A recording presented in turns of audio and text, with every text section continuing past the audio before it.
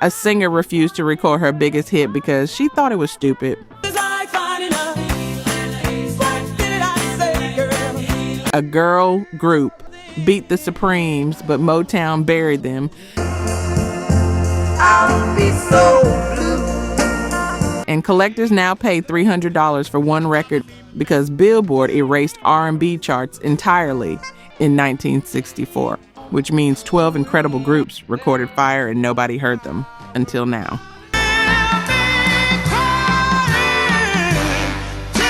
Number 12. The Shoop Shoop songs, It's in His Kiss by Betty Everett.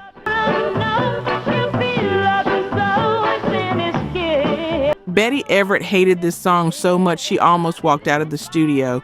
Then it became the hit that defined her entire career.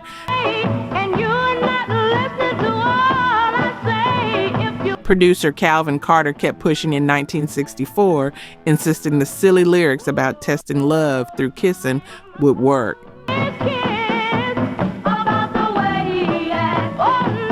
Everett thought he'd lost his mind.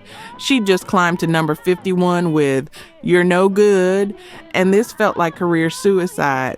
Childish advice about checking if a guy loves you by how he kisses. But once those shoop shoop backup vocals from the Opals kicked in, something clicked. The xylophone solo cuts through like nothing else in R&B, sharp and unforgettable, creating a hook you can't shake.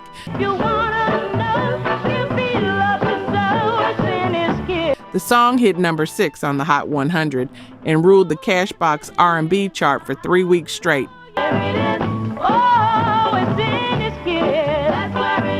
Here's the part nobody mentions.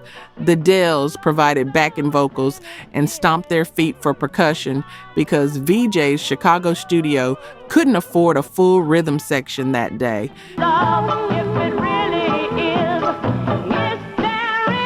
Picture a cramped room on South Michigan Avenue during Record Row's golden era. Everett belting advice she didn't believe while teenagers from East Chicago harmonized behind her.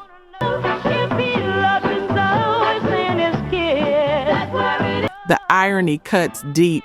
She thought it would ruin her career, but it became the only song most people remember her for.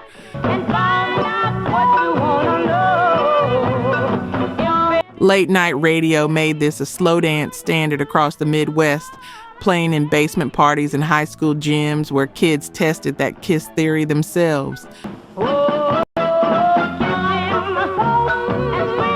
Cher would cover it decades later for the movie Mermaids, but Everett's version remains the one that matters. Reluctance turned into immortality.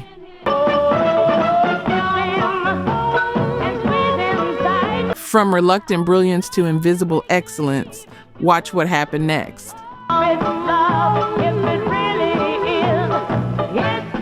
Number 11, Needle in a Haystack by the Velvelettes.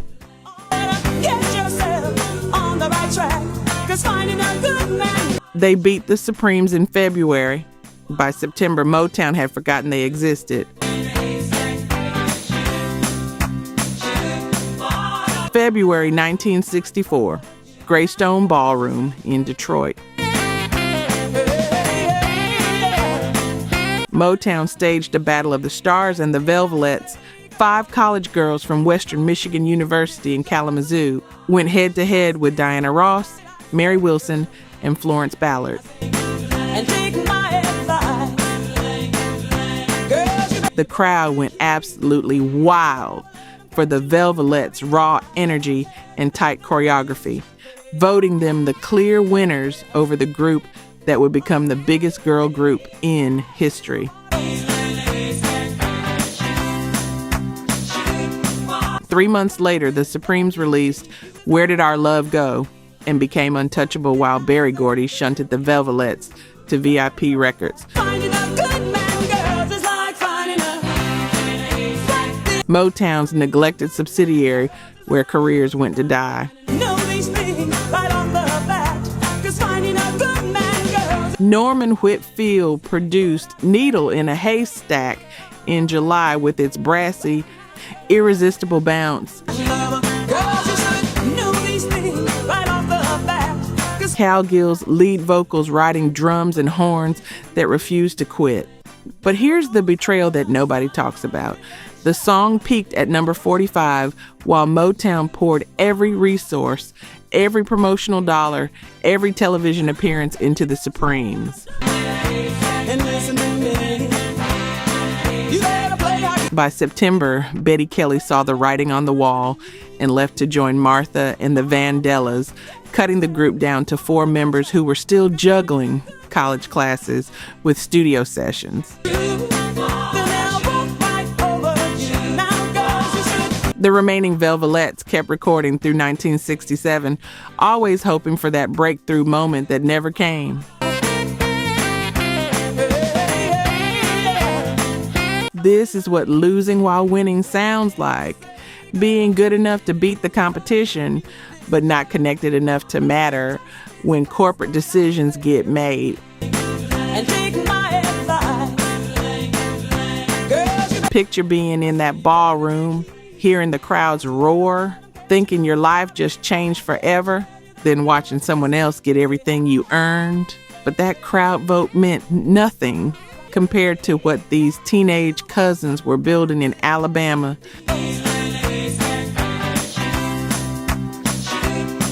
You know what breaks my heart a little? Only 1% of the people who watch R&B vinyl are actually subscribed.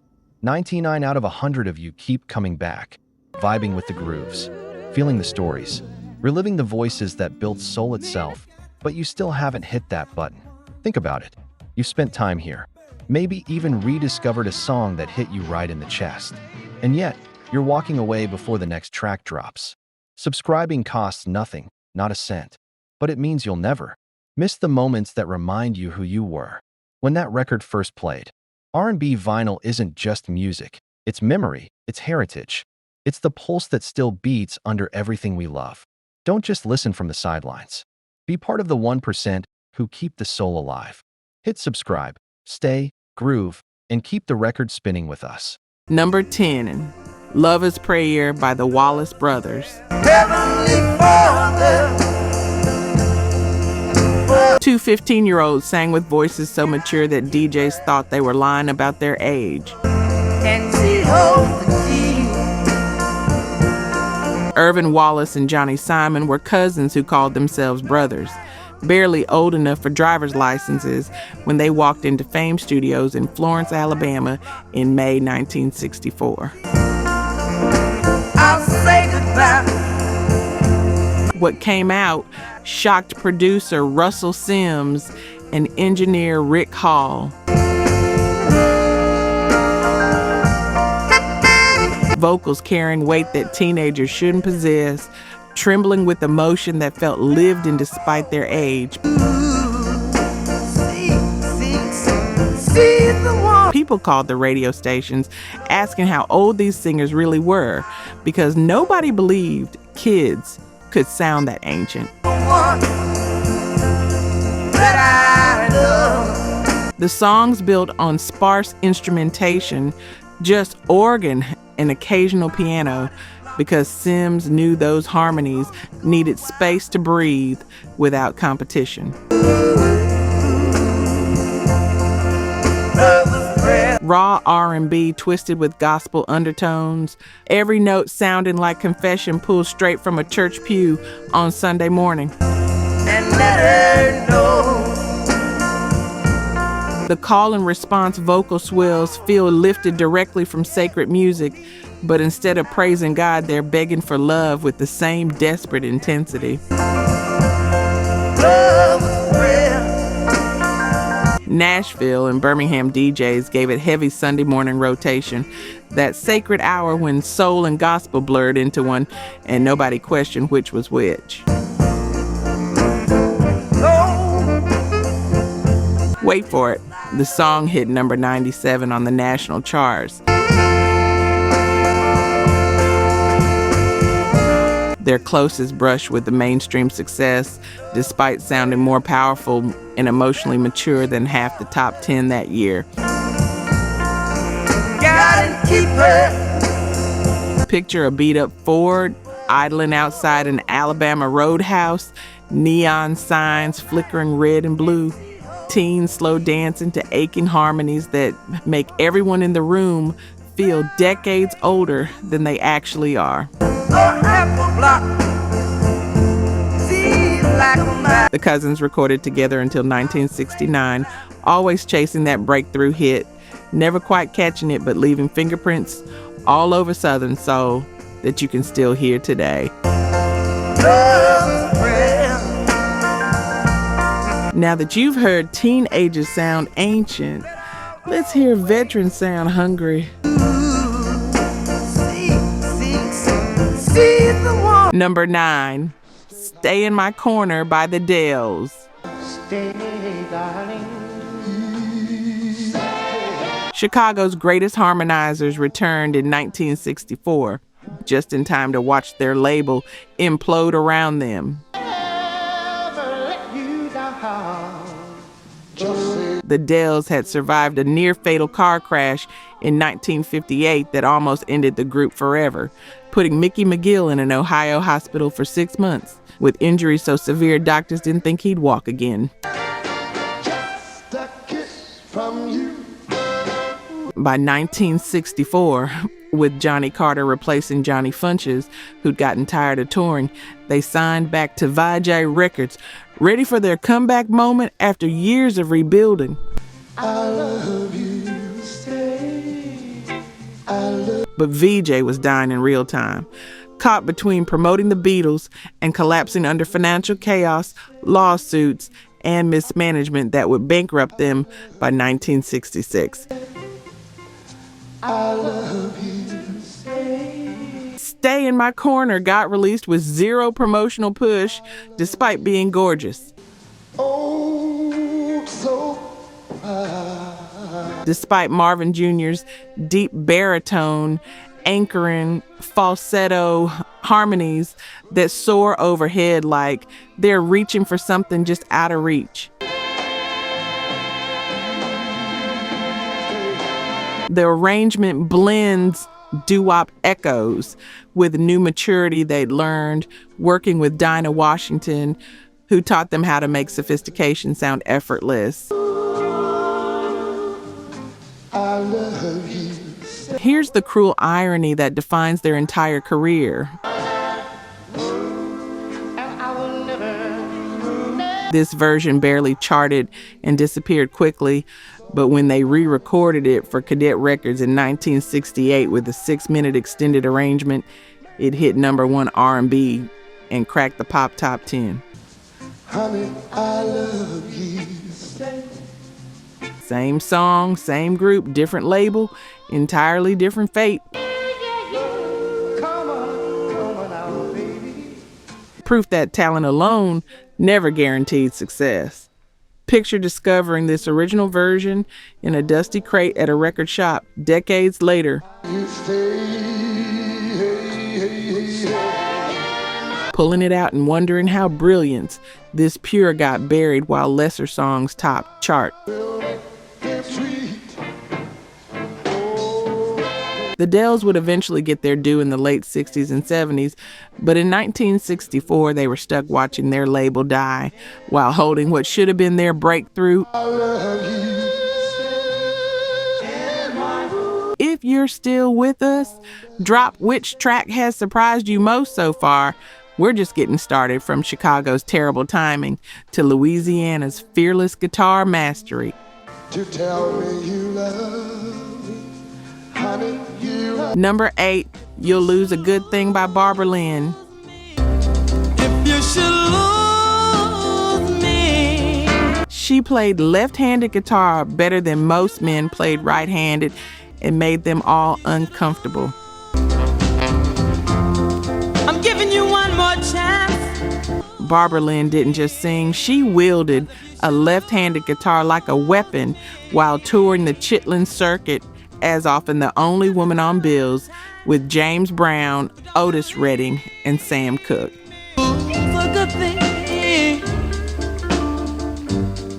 That made promoters nervous in 1964 because women weren't supposed to play lead guitar. especially not better than the men who headline. If you'll only straighten up, we'll have a good life. But Lynn, born in Beaumont, Texas, and raised on Guitar Slim and Jimmy Reed, had hit #1 R&B and a top 10 pop with You'll Lose a Good Thing in 1962 on Jamie Records. So she'd earned her spot and nobody could take it away.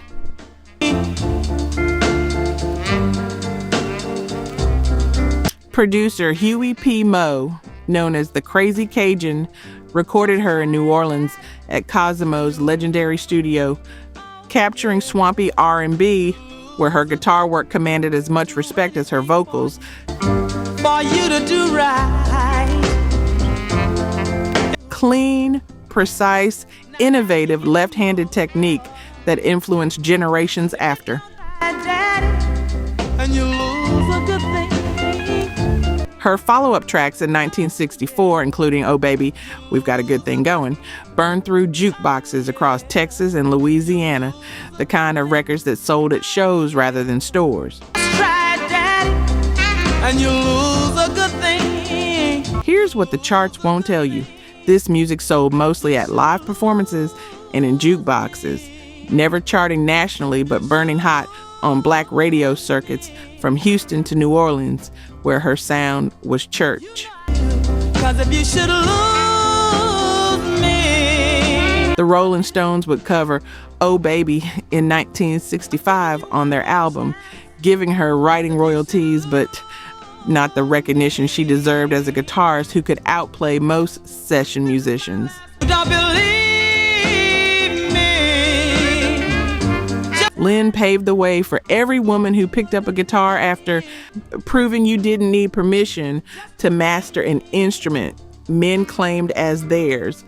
Just don't mistreat me, and I'll be good to you. From breaking barriers to almost breaking through, Philadelphia's smoothest near miss. Do right. I'm gonna march out of that door. And if you #7, My Girl Sloopy by the Vibrations. 1964. Before the McCoys made it famous, this one was already moving through the streets of Philadelphia.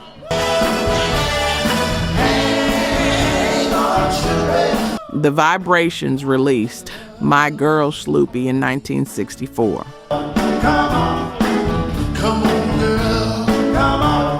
Raw, soulful, and alive with that early Philly energy.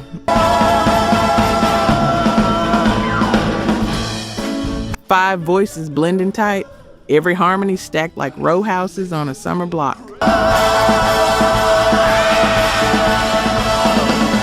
This was the moment when doo-wop was fading and something new was being born. Lead singer Carl Fisher doesn't just sing, he begs the melody to stay with him. You can hear the floor shake under his shoes, drums snapping, horns pushing the rhythm forward. It reached number 26 on the R&B chart and number 56 on Billboard's Hot 100, but numbers never told the story. The story was how it felt. Windows down, heat rising, someone whispering Sloopy's name in the backseat. A year later, producer Burt Burns and the McCoys would turn it into Hang On Sloopy and hit #1, but the heartbeat belonged to the Vibrations. They built the bridge between doo-wop and the Philly soul sound before anyone knew it would take over the world. Still feeling it. Hit that thumbs up so we can keep digging for the records that built the dream. 6 more stories coming, from Philly Grit to Chicago Fire. #6, He'll Have to Go by Solomon Burke, 1964.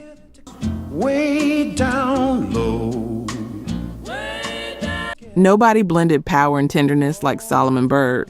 He'll Have to Go turns heartbreak into control, a slow burn soul sermon where confidence sounds like compassion. Recorded for Atlantic Records in 1964, the track opens with that classic Southern pulse, soft drums, gentle horns, and a voice that could bless you or break you in the same breath. Yes or no, darling, Burke doesn't beg. He instructs. He tells a lover exactly what she needs to do if she still wants him. and you can tell. Talk soft, tell the truth, send the other man away. It's threat and affection tangled together, dressed in a velvet phrase, and he sings like a man who's lost everything except his dignity.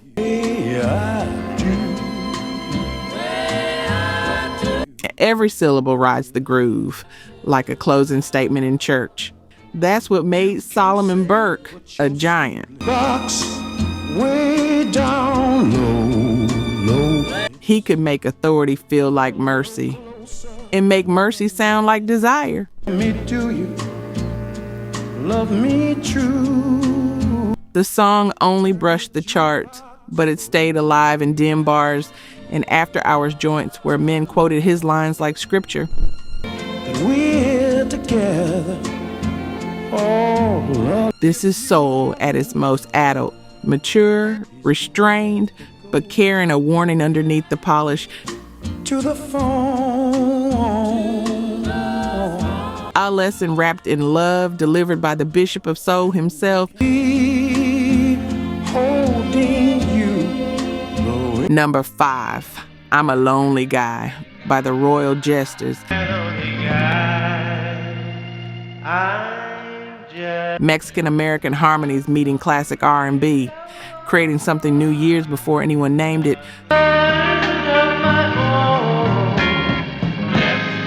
Straight from San Antonio's west side, where Mexican and American cultures collided every day, the Royal Jesters, led by Henry Hernandez, were blending those worlds on wax before Chicano soul or Tex-Mex R&B existed as recognized terms. I'm a Lonely Guy on Jester Records in 1964's Pure Mood. Breezy heartbreak sung like a love letter you wrote but never sent, because what's the point when she's already gone? Here's the hustle that defines independent music. They pressed this themselves, financed it with day job money, sold it hand to hand at shows, club to club across South Texas. True independent grind with zero label support or radio gatekeeper.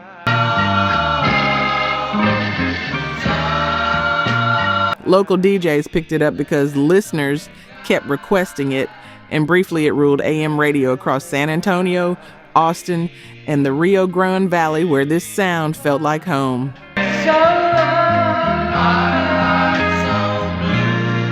Listen for it carefully. You're hearing the DNA of lowrider soul years before it exploded in the 70s. The foundation of a sound that would define Chicano culture, but in 1964 didn't have a name yet.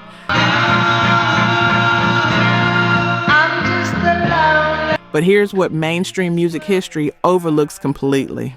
This is where cultures merged and created something entirely new.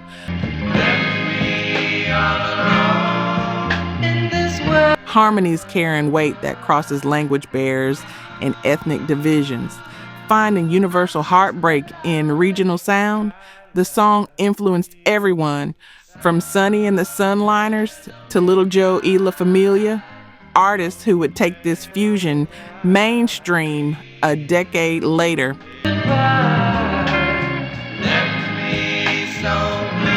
Picture cruising San Antonio's west side on a Saturday night, windows down letting in humid Texas air, this playing on a car radio while the sun sets over Spanish missions built centuries ago by people who couldn't have imagined this music.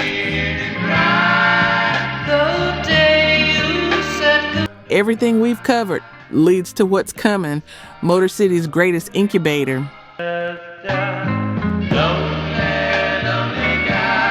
Number 4, Hey Girl Don't Bother Me by the Tams.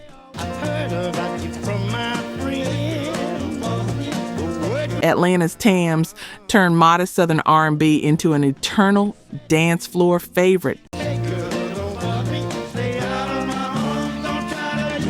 Released 1964 on ABC, it paired Joseph Pope's gravelly vocal with brass that sounds like a marching band discovering swing. The hook is pure charm, half plea, half smile, and beach crowds along the Carolinas claimed it as their anthem. It reached the Billboard 10 R&B, started with 41 pop, then vanished until UK DJs revived it in 1971, where it shot to no. 1 on the UK singles chart. Picture a humid gymnasium, fans humming overhead, the song bouncing off walls while teenagers two-step barefoot.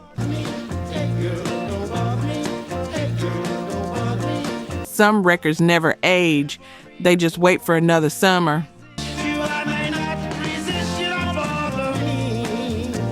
Number 3, Gino is a Coward by Gino Washington. Detroit, summer 64. A 17-year-old kid named Gino Washington walks into a basement studio and records Rick Tick Records' very first single. Sonny Sanders and Mickey Weatherspoon build it fast, hand claps for drums, bass rumbling through one mic, backup singers shouting like a crowd at a teen hop. He calls himself a coward but sings like a fighter, turning heartbreak into bragging rights. The track blows up across local radio, 2.5 minutes of attitude and sweat that sound nothing like Motown's polish. But just as it starts spreading beyond Detroit, Gino gets drafted and shipped overseas. When it comes to love, yeah. His career paused at its peak. By the time he returns, the wave has passed, yet his voice lives on in crates and dance floors from Woodward Avenue to Northern Soul clubs in England. Yeah. I spent a whole year in the jungle. It's the sound of a city inventing itself after dark, loud, fireless, and proud enough to put its name right in the chorus. They're called love. You got me shaking my life. Number 2, I Do Love You by Billy Stewart, 1964. Love you. He didn't whisper love, he carved it into rhythm. Yes, Billy Stewart's I Do Love You is one of 1964's purest declarations, slow enough to sway a room, but alive with that Chicago heartbeat Chess specialized in. Stewart wrote it himself, stuttering through syllables like a man trying to make language catch up to feeling.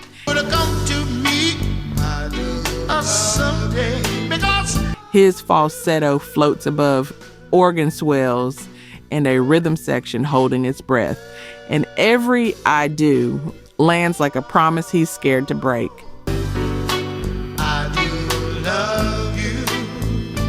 Released on Chess 1916 in the spring of 64, it climbed to number 6 R&B and station 26 pop, but somehow never got the myth it deserved. I prayed for your love. Picture a summer night on the South Side, jukebox light flickering, couples pressed together, and Stewart's voice trembling right on the edge between confidence and collapse. I love you so much. That's not polish, that's devotion caught on tape. Number 1, Temptation, About to Get Me by the Night Brothers. You'll never know Two voices from DC that crack with pain so real it doesn't sound like performance. It sounds like eavesdropping.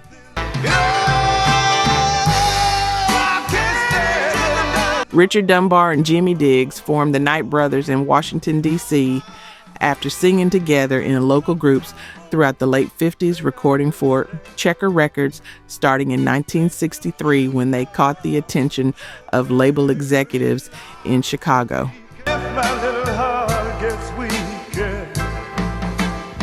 While Temptation Bout to Get Me wouldn't become their breakthrough hit until 1965, reaching number 12 R&B and proving they could compete nationally.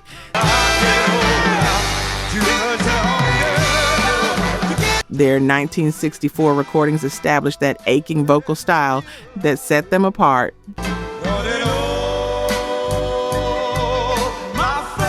One voice leading with desperate intensity, while the other shadows like a ghost you can't shake no matter how fast you run. The harmonies are spine-tingling in ways that make you uncomfortable.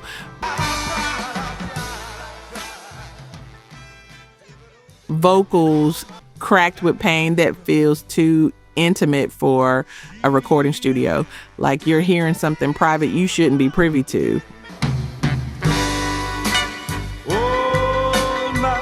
Wait for it, because here's what makes this number one. There's no resolution here, no happy ending, no moment where the music suggests everything will be okay.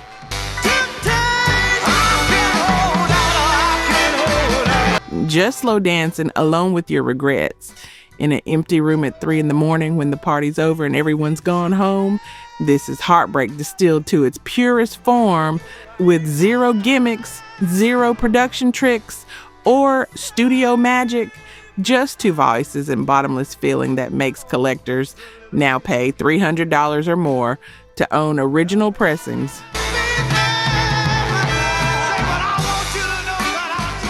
Billy Davis produced their breakthrough sessions, capturing lightning in a bottle tea, but you can hear them reaching for that lightning in everything they cut before.